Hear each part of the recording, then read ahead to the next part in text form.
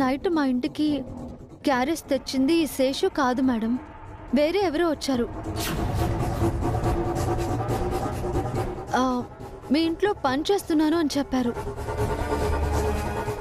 ఏంటి శేషు, రాత్రి లక్ష్మి నీకే కదా క్యారేజ్ ఇచ్చింది, నువ్వు తీసుకెళ్లలేదా? నేనే తీసుకెళ్ళాను మేడం, కానీ దారి మధ్యలో ఎవరో నన్ను కొట్టుపాడేసి క్యారేజ్ తీసుకెళ్ళిపోయారు మేడం.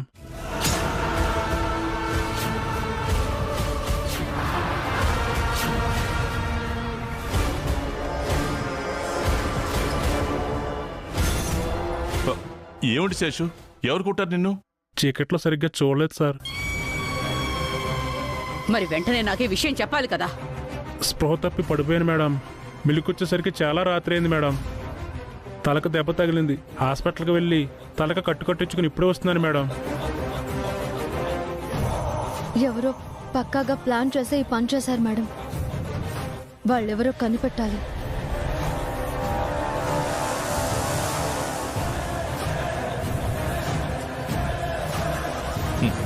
నన్ను కనిపెట్టడం మీ తరం కాదు. నిన్న ఇంకో ఇన్సిడెంట్ కూడా జరిగింది మేడం. వసు గారు పెట్టుకునే మల్లెపూలల్లో ఎవరో పాయిజన్ స్ప్రే చేశారు.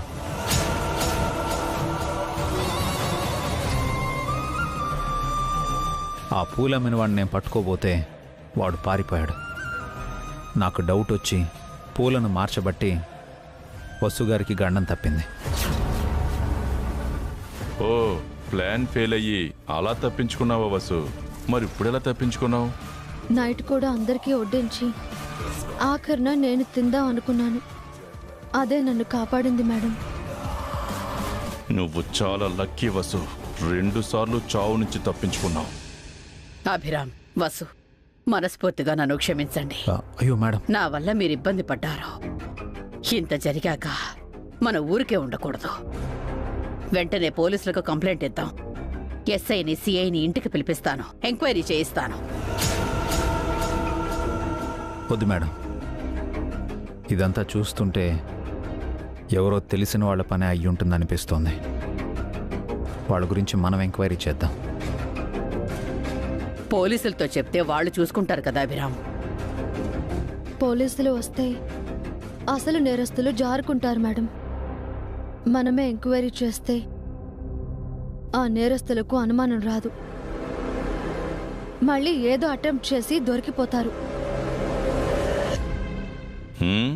నా ముందే నా గురించి మాట్లాడుకుంటున్నారు. నేను అంత ఈజీగా దొరకను వసు.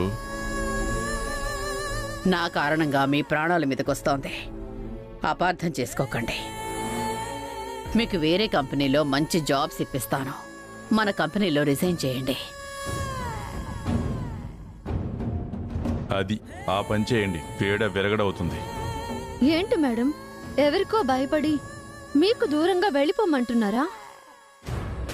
వాళ్ళెవరో గాని పిరికి పందలు మేడం. ఎదురుగా వచ్చి ధైర్యంగా ఎదుర్కోలేక ఇలా దొంగ దెబ్బ తీస్తున్నారు. ఇలాంటి దొంగ దెబ్బలే ప్రమాదం వసు. ఎదురొచ్చిన శత్రువులతో ఎలాగైనా యుద్ధం చేయొచ్చు. వెనక నుంచి వచ్చి దొంగ దెబ్బ తీసే శత్రువును ఏమీ చేయలేం. నా కారణంగా మీరు బలవ్వకూడదు. మేముండగా మీకేం జరగదు మేడం. మేము మిమ్మల్ని కాపాడుకుంటాం. ఆ శత్రువు ఎవరైనా సరే మేము కనిపెడతాం. అంతవరకు మీరు కాస్త జాగ్రత్తగా ఉండండి. ఇది చెప్పడానికే వచ్చాం. చావు అంచుల దాకా వెళ్ళొచ్చు కూడా. మీ ధైర్యం ఏంట్రా? గుండె ధైర్యం ఉన్న వాళ్ళను పెరికి వాళ్ళు ఏమీ చేయలేరు మేడం. మీరు ధైర్యంగా ఉండండి. మీ క్షేమమే మా సంతోషం. వెళ్ళొస్తాం మేడం.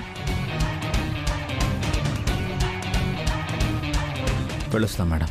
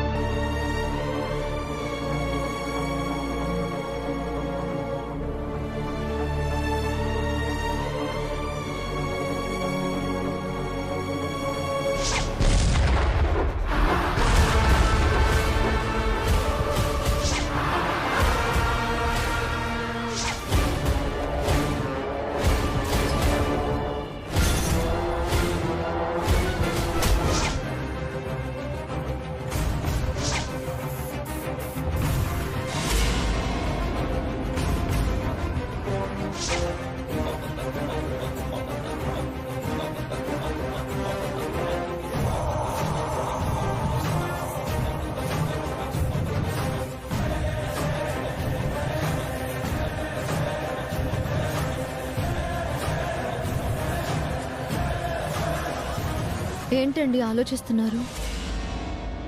మన మీద వరుసగా హత్య ప్రయత్నాలు చేస్తున్నది ఎవరు అనా? వాళ్ళు ఎవరో ఏంటో తెలియదు, వాళ్ళ టార్గెట్ ఏంటో తెలియదు. వాళ్ళు మన శత్రువులా లేక సుమిత్రాదేవి శత్రువులా అర్థం కావడం లేదు. వాళ్ళు ఎవరైనా సరే మనల్ని ఏమీ చేయలేరండి, సుమిత్రాదేవి గారిని కూడా. ఈరోజు రెండో ప్రమాదం తప్పింది. ఒకసారి మిమ్మల్ని నేను, ఇంకొకసారి నన్ను మీరు కాపాడుకున్నాం. త్వరగా ఆ శత్రువులు ఎవరో కనిపెట్టాలండి. ఈసారి వాళ్ళు మన ఫ్యామిలీ జోలికి కూడా వచ్చారు. తప్పకుండా కనిపెడదామండి. మీరు ఆ విషయాలేవీ ఆలోచించొద్దు, రెస్ట్ తీసుకోండి. నేను వెళ్ళి వంట పనులు చూసొస్తాను. సరేనండి. పాపం అందరూ పాయిజన్ ఫుడ్ తిని ఇబ్బంది పడ్డారు. మీ చేతి కమ్మనైన వంటని కడుపు నిండా వండి పెట్టండి.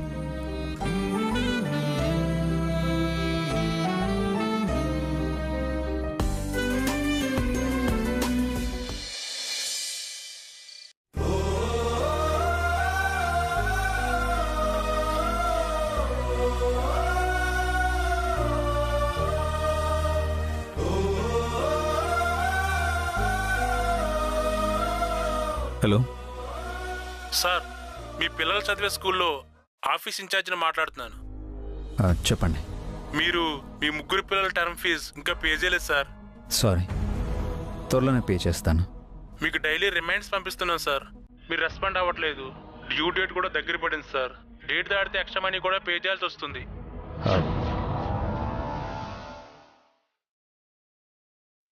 ముగ్గురికి ఎంత కట్టాలండి? టర్మ్ ఫీజు అయితే 30,000 పే చేయాలి సార్. ఓకే, నేను 2 డేస్లో కట్టేస్తాను. Thank you sir. మీ మొబైల్కి ఫీజు డీటెయిల్స్ సెండ్ చేస్తాను, చూడండి. అలాగే అండి, థ్యాంక్ యూ.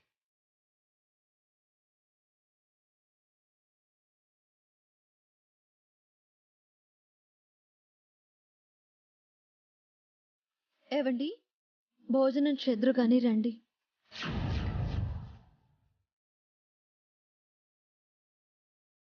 ఏవండి, ఏంటి వసు గారు? ఏం ఆలోచిస్తున్నారు?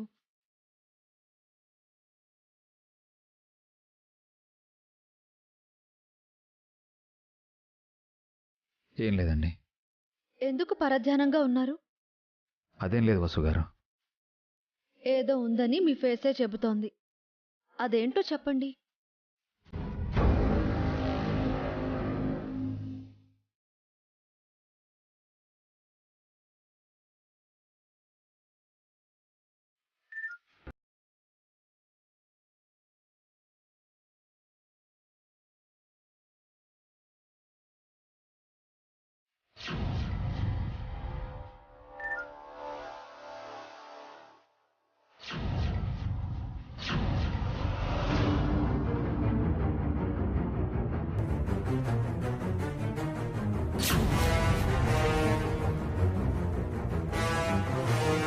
పిల్లల ఫీజు కట్టమని స్కూల్ నుంచి రిమైండర్ వచ్చింది. 30,000 కట్టాలంట. దాని గురించి ఆలోచిస్తున్నాను వసు గారు. ఇందాకే కాల్ కూడా చేశారు. రేపే లాస్ట్ డేట్ అంట.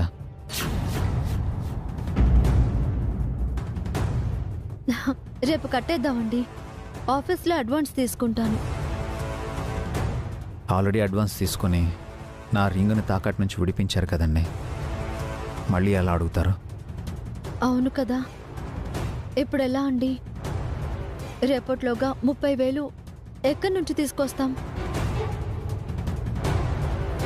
ఫీజు కట్టకపోతే పిల్లల్ని స్కూల్కి రానివ్వరు. మీరేం వరి అవ్వకండి, నేను ఏదో ఒకటి చేస్తాను. ఏం చేస్తారండి? మీరు ఇంక తాకట్టు పెట్టి ఇంట్లో అందరికీ కొత్త బట్టలు తీసుకొచ్చారు. మళ్ళీ రింగు తాకట్టు పెట్టనని మీరు నాకు ప్రామిస్ చేశారు. 30,000 ఎలా తెస్తారు? ఏం చేద్దామండి? ఫ్రెండ్స్ని అడుగుతాను. శాలరీ వచ్చాక తిరిగి ఇచ్చేస్తానని చెప్తాను. డబ్బులు ఉన్నప్పుడే ఫ్రెండ్స్ కానీ లేనప్పుడు ఏ ఫ్రెండ్ ఆదుకుంటాడండి? అందరూ మనీ మైండెడ్గా ఉండరు కదా వసు గారు. మీరున్నట్టు మీ ఫ్రెండ్స్ లేరండి. అందరికీ మీరు ఉపయోగపడ్డారు తప్ప మీకెవ్వరూ సహాయం చేయలేరు. ఏదో ఒకటి చేస్తానులేండి వసు గారు. అభి, అన్నయ్య అన్నయ్య పదండి, లేట్ అయింది. భోంచేద్దాం. ఆగభి, నా పేరున హెల్త్ పాలసీ ఉంది అభి. రేపు వెళ్ళి డబ్బులు తీసుకొస్తాను. దేనికన్నయ్య? పిల్లలు ఫీజు కట్టడానికి. మేమంతా విన్నాం అభి. పిల్లల చదువు ఆగకూడదు. మీ అన్నయ్య డబ్బులిస్తారు. అన్నయ్య డబ్బులు నేను తీసుకోలేను. నా డబ్బులు నీ డబ్బులు ఏంటి అభి? మన డబ్బు తీసుకో అభి.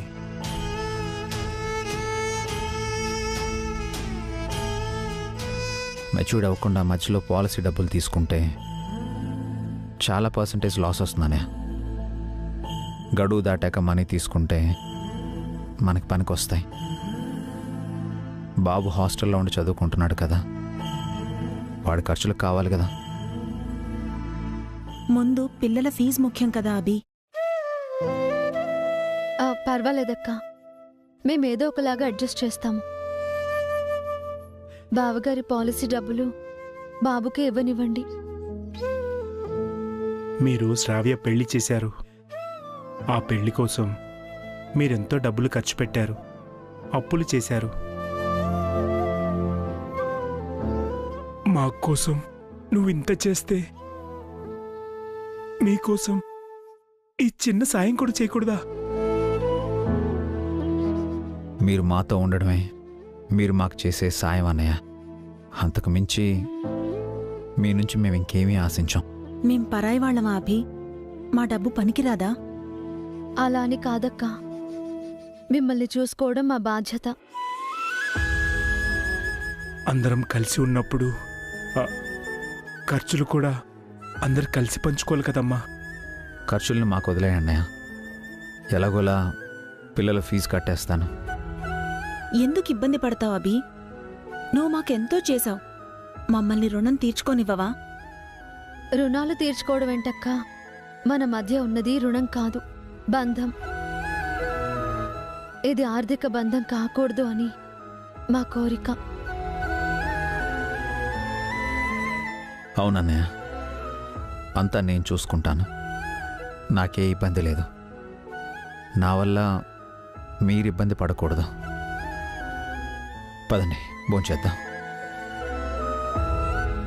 రండి వసు గారు, పదండి పదండి.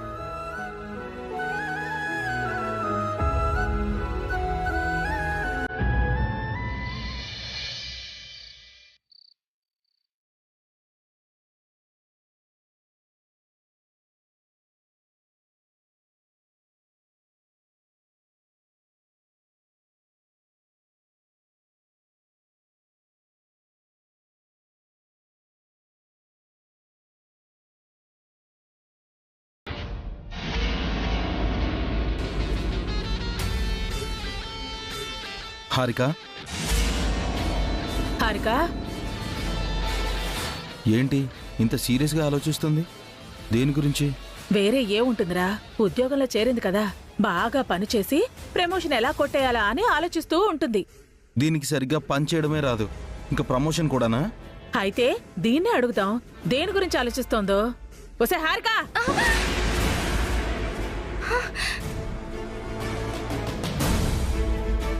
ఒసే తెంగర మాలోకం, మన లోకంలోకి రావే. అబ్బా, ఏంటంటే డిస్టర్బ్ చేస్తున్నారు? అంతలో ఏం ఆలోచిస్తున్నావే? మీ గురించే ఆంటీ. దీని గురించి ఆలోచించడానికి ఏముంది? చాలా ఉంది అఖిల్. అదంతా ఊహించుకుంటూ ఉంటే భయంగా ఉంది. భయం ఎందుకే? అసలు ఏం ఆలోచిస్తున్నావు నా గురించి? మిమ్మల్ని మామూలుగా చూడటమే కష్టం, అలాంటిది మిమ్మల్ని పిశాచి రూపంలో చూస్తే మేమేమైపోతామోనని భయపడుతున్నాను ఆంటీ. నేనెందుకు పిశాచి రూపంలో ఉంటానే?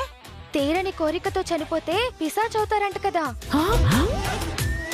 మీకేమో రెండో పెళ్లి చేసుకోవాలని చిరకాల కోరిక, అది ఇప్పుడు నిజమయ్యేలా లేదు. ఆ లోపు మీరు చనిపోయారనుకోండి, అటు స్వర్గానికి వెళ్ళక ఇటు నరకానికి వెళ్ళక మధ్యలో ఇక్కడే పిశాచిలా ఉండిపోతారు. పిశాచిలా మిమ్మల్ని ఊహించుకోవడానికి ఏ హర్రర్ మూవీలో గోస్ట్ ని రిఫరెన్స్ గా తీసుకోవాలా అని ఆలోచిస్తున్నాను. దీని దెయ్యం రూపానికి ఏ సినిమా రిఫరెన్స్ ఉండదు. ఇది ఇండివిజువల్ దెయ్యం, సింగిల్ పీస్. ఈ భూతానికి ఏ పిశాచి పోటీ కూడా రాదు. ఏంట్రో వెటకారమా? లేదంటే మీరు ఖచ్చితంగా పిశాచే అవుతారు. ఇక్కడిక్కడే తిరుగుతారు. నోరు వైవే. మీరెప్పుడు బాగుపడతారా, ఎప్పుడు అమెరికాకు వెళతారా అని నేను మీ సంతోషం గురించి ఆలోచిస్తుంటే మీరేమో నాకు రెండో పెళ్లి కాదని, నేను చచ్చి దెయ్యాన్ని అవుతానని ఎగతాళి చేస్తున్నారు. ఫీల్ ఓకే, సరదాగా జోక్ చేసాం, పోటీవ్గా తీసుకో. ముందు మీ బతుకులు జోక్ అవ్వకుండా చూసుకోండ్రా. ఆ ఇంట్లో వాటా కోసం, అది అమ్మితే ఆ డబ్బుల వాటా కోసం మీరు నేను మళ్ళీ ఈ ఇంటికొచ్చాం. వచ్చిన సంగతి మర్చిపోయి పండగలు పార్టీలు చేసుకుంటున్నాము. మీరిలాగే ఉంటే ఆ అభిగాడి ఎప్పటికీ మీ వాటా మీకు పంచడు. జైల్లో ఖైదీలాగా శాశ్వతంగా మనం ఈ ఇంట్లో మగ్గిపోవాలి. అప్పుడు నేనొక్కదానే కాదు, మనం ముగ్గురం చచ్చి దెయ్యాలయ్యి ఈ ఇంట్లోనే తిరగాల్సి వస్తుంది. అఖిల్, ఆంటీ చెప్పింది నిజం. మనం ఈ ఇంటికొచ్చిన అసలు రీజన్ ని మర్చిపోయాం. త్వరగా అభి బావగారిని వాటా అడుగు, మనం వెళ్ళిపోదాం. అందరం కలిసి ఉండాలనే కదే అభి అనే మనల్ని ఇక్కడికి తీసుకొచ్చాడు. అంటే ఈ మందతో కలిసి ఉండాలని నీ కోరికగా ఉందట్రా? నీకు అమెరికా వెళ్ళాలని లేదా? చూస్తుంటే అలాగే ఉంది. ఈ మధ్య అఖిల్ చాలా మారిపోయాడు. అదేం లేదు, ఈ ఇంటి పరిస్థితి రోజు చూస్తూనే ఉన్నాం కదా. చూస్తూ చూస్తూ ఆస్తిలో వాటా ఇలా అడిగేది. నోటితోరా ఇంకెలా అడుగుతా? అడగందే అమ్మాయినా అన్నం పెడదంటారు. త్వరగా వెళ్ళి అడుగు. వీలైనంత త్వరగా మనం ఈ ఇంట్లో నుంచి బయటపడదాం అఖిల్. ప్లీజ్ మీ అన్నయ్యని వాటా అడుగు. ట్రై చేస్తాను.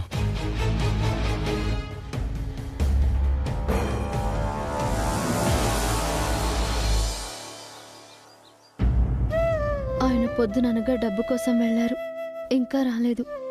అప్పు పుట్టకపోతే పిల్లల స్కూల్ ఫీజు ఎలా కట్టాలి? ఫీజు కట్టకపోతే పిల్లలను స్కూల్కి రానివ్వరు.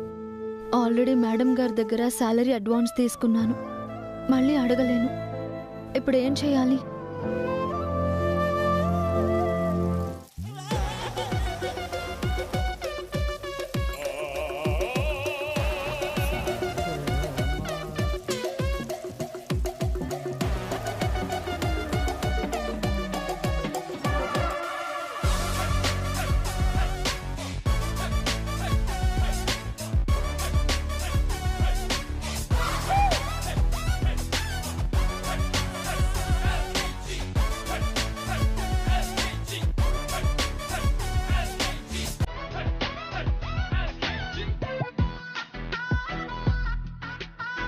ఆంటీ, మీరు కిచెన్లో, ఇది కళా నిజమా?